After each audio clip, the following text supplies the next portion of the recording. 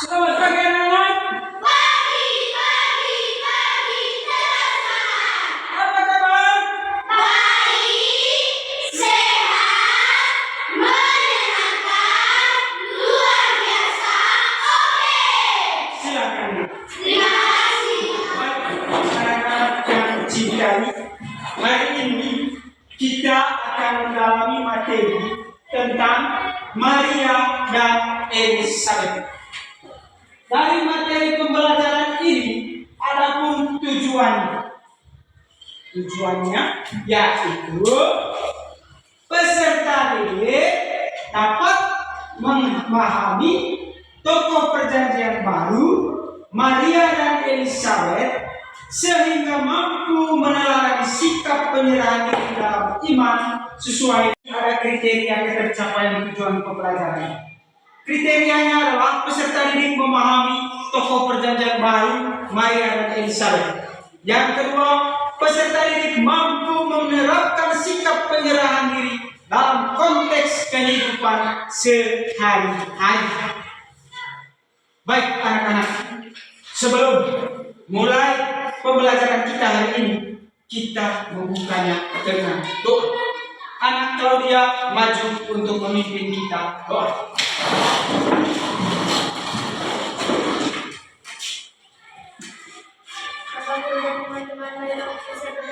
Dalam nama Bapa dan Putra dan Roh Kudus. Amin.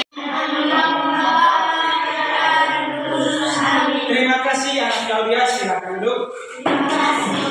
Baik anak-anak, agar pembelajaran kita hari ini semakin semangat, saya minta kita semua berdiri dulu untuk memberikan yel-yel sederhana. Berdiri.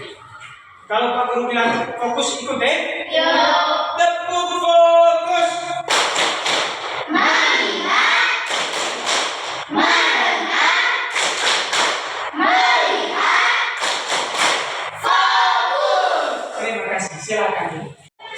Dalam pembelajaran kali ini, sebelum kita masuk ke materi, saya ingin bertanya beberapa hal. Pernah kamu dengar cerita tentang Maria dan Elizabeth? Pernah. Yang tahu angkat tangan. Anak Claudia?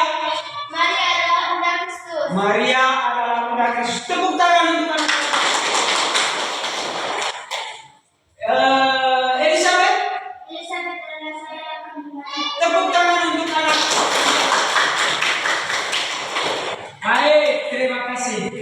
Baik anak-anak, pada pembelajaran kali ini modelnya adalah pembelajaran basic learning atau pemecahan masalah berbasis masalah. Nanti sebentar Pak Guru akan menentukan atau membagikan kalian semua dalam bentuk kelompok.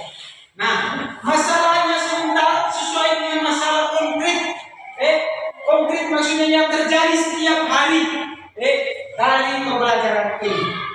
Maka sebelum kita masuk ke penyampaian masalahnya, saya minta kita semua atau anak-anak bagi dalam bentuk kelompok. Kelompok satu ini anak Claudia sebagai ketuanya. Kelompok dua sebentar anak Vicky sebagai ketuanya. Kelompok tiga anak Rizka sebagai ketua. Kelompok empat anak Felicia sebagai ketua. Jadi ada berapa kelompok? Berapa kelompok? Kelompok. Baik, anak-anak, coba lihat di layar. Coba lihat di layar. Lihat ini. Lihat. Anak Angelo, lihat di sini, lihat di layar. Nah, ini kejutan H. Saya minta waktu 2 menit untuk baca di layar. Baca dalam kira-kira seperti apa cerita dalam Rina dan kejutan ini. Baca.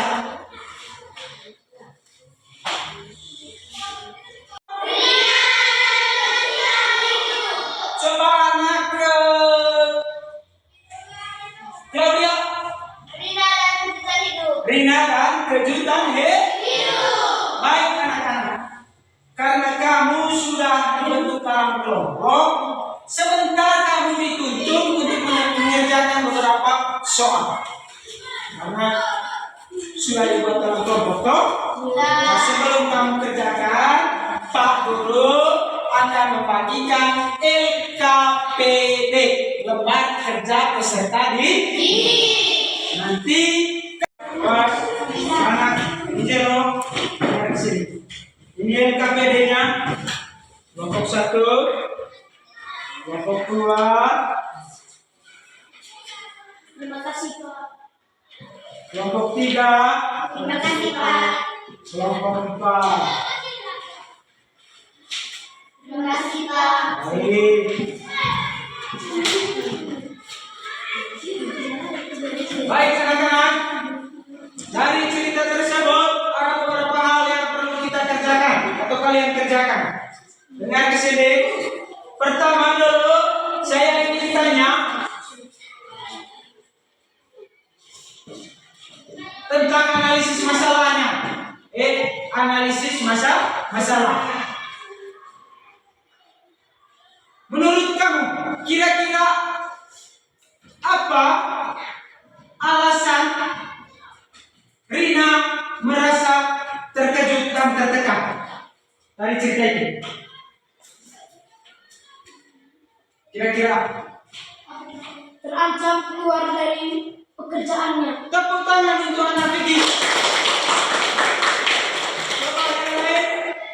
Dia terancam dari pekerjaannya. Anak lihat tepuk tangan. Anak Claudia.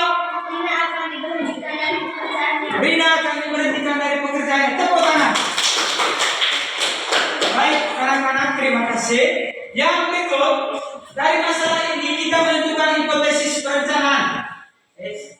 Baik. Yang berikut adalah penyelidikan dan pengumpulan data. Nah, penyelidikan dan pengumpulan data ini sebentar. Kita ambil dari kitab suci. Kitab suci. Kita ambil dari kitab suci, yaitu Injil Lukas bab 1 ayat 26 sampai 28. Sudah buka kitab suci? Sudah Pak. Nah, karena kalian semua bawa kitab suci, maka silakan buka Injil Lukas bab 1 ayat 26 sampai 38.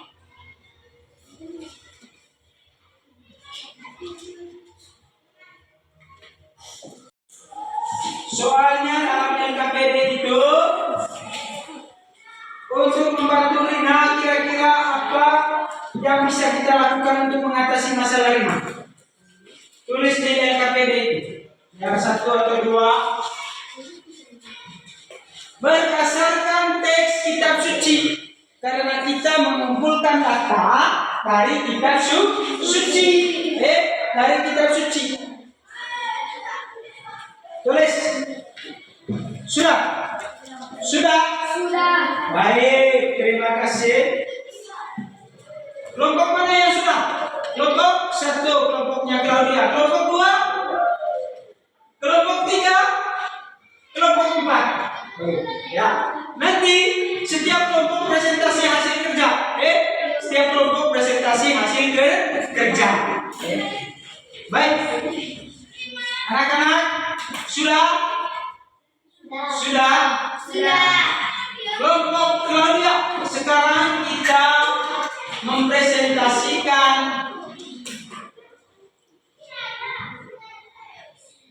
hasil kerja kelompok.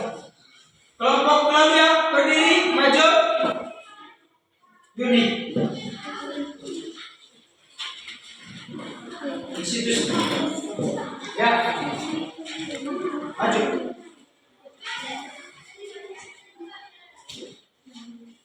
Ya, bagaimana jawabannya untuk kelompoknya Claudia? Menekan hiburan, menekan super atau semangat. Baik, tepuk tangan untuk kelompoknya. Kelompok Vicky. Memberikan hiburan, memberikan semangat. Tepuk tangan untuk kelompoknya. Kelompoknya Claudia, Lista. Berdiri, berdiri. Berdiri. Ya, kaca. Memberikan semangat kepada Rina. Memberikan semangat kepada Rina. Tepuk tangan. Kelompoknya Ate. Membuat hiburan, membuat bahagia, membuat semangat, membuat senang. Membuat hiburan, membuat semangat, membuat senang. Tepuk tangan. Baik, itu tadi presentasi dari setiap kelompok. Nah, anak-anak yang kucintai, dari masalah itu kita akan menemukan solusinya tadi berdasarkan teks kitab suci. Di dalam teks kitab suci di Lukas bab 1 ayat 26 sampai 38 tadi diceritakan bagaimana tentang pemberitahuan kelahiran Yesus Kristus. Kelahiran Yesus Kristus. Baik, anak-anak, setelah kamu menentukan atau mempresentasikan hasil kerja kelompok, maka diharapkan apa yang kita bahas pada hari ini dapat bermanfaat bagi kehidupan atau bagi pengetahuan kita selanjutnya. Baik, anak-anak, yang berikut adalah menyusun evaluasi solusi. Evaluasi solusi. Baik, dari masalah yang dihadapi oleh Rina, solusinya tadi adalah yaitu kita memberikan support atau hiburan kepada Rina. Senantiasa menyerahkan diri dalam iman kepada siapa? Kepada siapa? Tuhan yang kita sembah, kita sujud setiap hari. Kita senantiasa menyembah. Baik, anak-anak, dari materi tadi pembelajaran kita, Pak Guru akan menyampaikan atau menjelaskan rangkuman atau refleksi dari materi kita pada pagi hari. Baik, coba dengar ke sini. Tuhan memanggil semua orang untuk hidup bahagia. Kebahagiaan tidak ditentukan oleh harta kekayaan atau jabatan yang tinggi, melainkan oleh yang penuh bersyukur. Saya tanya, kamu pernah merasa bahagia? Pernah. Pernah rasa gembira? Pernah. Pernah rasa senang? Pernah. Saat apa kita merasa senang? Anak? Saat menerima rapor. Tepuk tangan. Saat berkumpul dengan keluarga. Tepuk tangan. Gimana? Kita merasa senang bahagia itu pada saat berkumpul bersama keluarga, kemudian mendapat juara kelas, kemudian berlibur bersama keluarga, ulang tahun dan lain-lain sebagainya. Tentu kita merasa senang. Mengerjakan atau mempresentasikan dalam kelompok, maka kalian kembali duduk di tempat seperti biasa. Assalamualaikum. Benar? Nah. Baik, anak-anak. Dari materi yang kita bahas pada hari ini, Pak Guru akan membuat atau menjelaskan rangkuman. Saya harap Pak Guru berharap kita semua dengar supaya materi yang kita bahas pada hari ini dapat berguna bagi pengetahuan kita selanjutnya. Tuhan memanggil semua orang untuk hidup bahagia. Kebahagiaan tidak ditentukan oleh harta kekayaan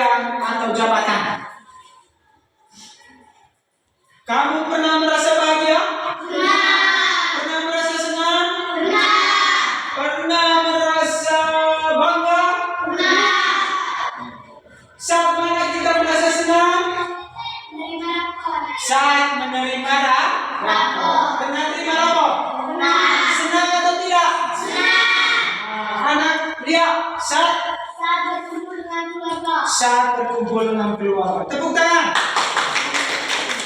Anak Claudia. Saat berlibur dengan keluarga. Saat berlibur dengan keluarga. Tepuk tangan. Saat hari ulang tahun. Saat hari raya ulang tahun. Tepuk tangan untuk anak ini. Baik, itulah ungkapan perasaan bahagia kita atau perasaan senang pada saat kita menerima yang menyenangkan. Baik, dalam materi Maria dan Elizabeth menanggapi rencana Allah, mereka perasaan mereka saat itu adalah perasaan senang. Senang. Maria merasa bangga. Apa bukti kebanggaan Maria? Yaitu Maria menerima dengan senang hati, yaitu dia menjawab, aku ini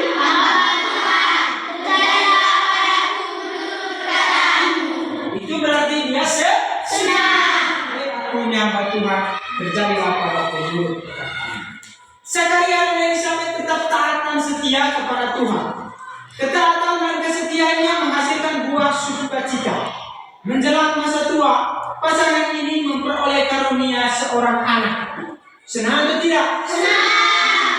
Meskipun mereka sudah tua, tetapi Tuhan memberikan rezeki kepada mereka, yaitu mengaruniai seorang anak.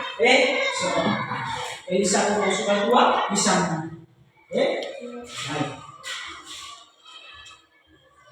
Baik Maria maupun Elizabeth, keduanya menunjukkan sikap taat dan setia kepada kehendak Tuhan. Mereka mau menanggung penderitaan karena Elizabeth dipandang mandul. Mereka tidak menolak. Kedua, Elizabeth dan Maria.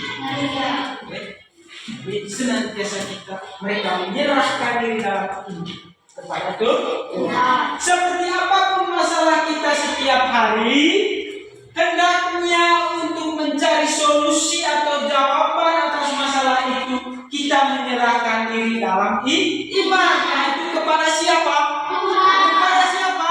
Tuhan.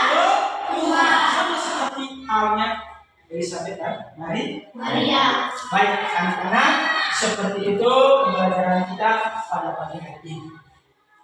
Baik, sebelum kita menutup pelajaran kita, saya minta kita semua berdiri. Masih semangat? Masih semangat? Tangan untuk kita semua. Kalau Pak Guru bilang begini, tepuk ulang. Tahu? Satu, dua, tiga. Tepuk ulang.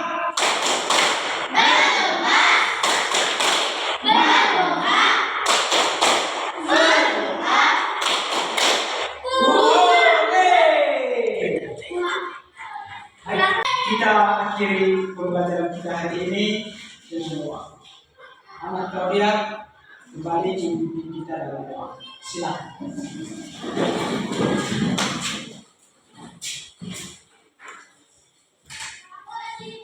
Bapak Guru dan teman-teman, marilah kita berdoa.